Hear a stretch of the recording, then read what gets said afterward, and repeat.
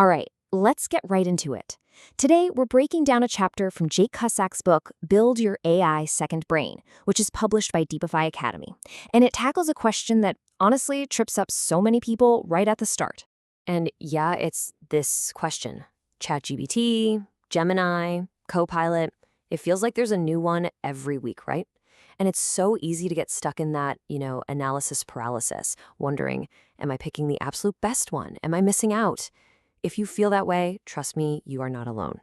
So, to help you cut through all that noise, we're going to do a quick, no-stress tour of the big players. This is just a simple rundown so you can make a choice that feels right for you.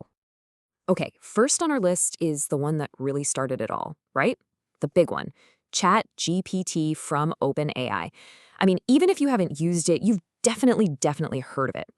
So what's ChatGPT really good at? Well, the book points out that it's just really good at a lot of things. It's super conversational, feels almost like you're talking to a person. It's an absolute beast for brainstorming or creative writing. Plus, it has a really slick mobile app. And if you go for the paid version, it can surf the web and even whip up images. It's kind of the Swiss Army knife of the bunch. But here's the real question for us. Can you build your second brain with it? And the answer is a big yes. The book makes it clear it's totally capable. The one thing to keep in mind is its memory feature. It's cool, but it's also a bit of a black box. You don't have a lot of control over what it decides to remember, and that's a little different from the super transparent system we're aiming to build.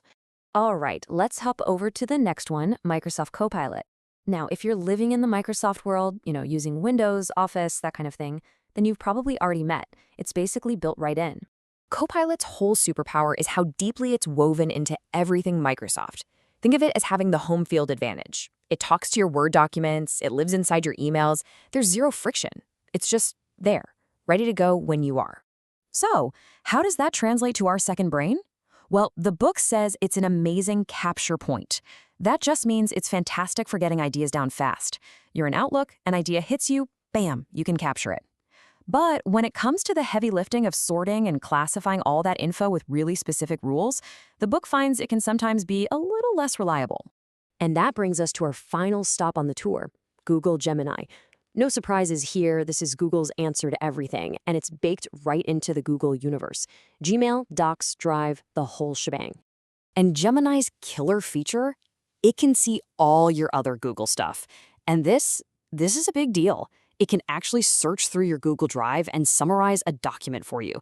If your entire life already runs on Google Docs and Gmail, that is a seriously powerful hook. So for our second brain project, the verdict is pretty clear.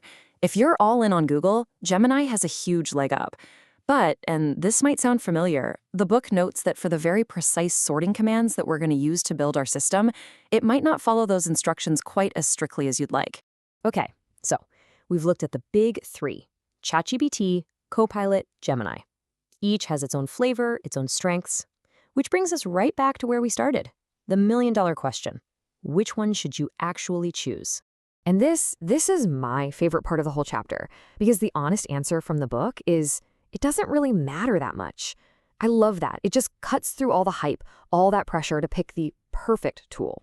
So why? Why doesn't it matter? Well, because the core stuff we need, capturing ideas, sorting them, summarizing them, every single one of these tools can do that and do it well. The differences we talked about, they're really just on the fringes. The fundamentals are solid across the board. So the book gives this beautifully simple advice. Number 1, just pick whatever's easiest for you. Seriously.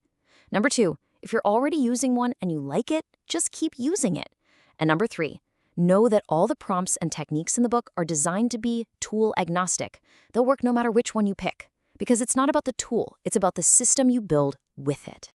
And that right there leads us to the real secret sauce, the core idea that makes this whole thing work so well. And here it is. The pattern is portable. The tools are interchangeable. This is so important. You're not learning a ChatGPT system. You're learning a system, a portable pattern. That means when the next hot new AI comes along next year, you can just swap it in. The underlying structure you've built stays exactly the same. Okay, let's quickly talk about the elephant in the room, money. Do you have to pay for this stuff? The book's take is super clear. Nope. The free versions of these tools are more than enough to build this entire second brain system. Sure, the paid plans give you extra perks, more messages, faster speeds, the latest models, but you absolutely do not need them to get started. So here's the recommendation, and it's a really good one. Just start for free. Build the thing, use it, prove to yourself that it actually works for you. Only think about upgrading if and only if you start bumping up against the limits of the free plan and you're already getting a ton of value out of it. Don't pay for something you haven't even used yet. So we've put the which tool debate to bed. Now the book shifts gears. We're moving out of theory and into the workshop. It's time to roll up our sleeves and actually build this thing. And here's just a little taste of what's next. We're talking setting up your inbox for ideas, writing your very first sorting prompt, building out your digital filing cabinet, and even creating a little morning nudge. We're going to build the whole system piece by piece and then test it from end to end. Which leaves us with this final thought. The whole point here was to get you past the anxiety of choosing the perfect tool. So now that you know that good enough is truly good enough, are you ready to stop thinking about it and start building? This was from Build Your AI Second Brain by Jake Cusack. If you want the full walkthrough with all the prompts and templates, the book is available at deepify.ai, and you can also find it on Amazon and Apple Books.